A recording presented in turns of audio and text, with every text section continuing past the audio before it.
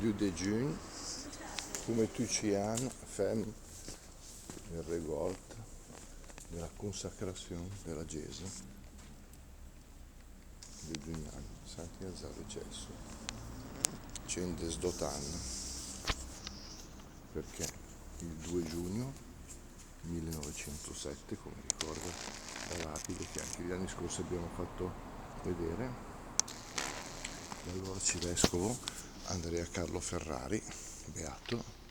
consacrò questa chiesa. Oggi è anche la festa della Repubblica Italiana, quindi sappiamo che si tratta di una duplice festa in cui chiediamo anche alla Madonna che abbiamo venerato nel mese di maggio di aiutarci, quindi che Dio protegga l'Italia, che protegga questa parrocchia, e anche se la ricorrenza ufficiale è la prima domenica di luglio, sempre come stabilito dal Cardinale Ferrari, in cui che fa miei auguri a tutta questa comunità, tanti auguri e viva questa Chiesa.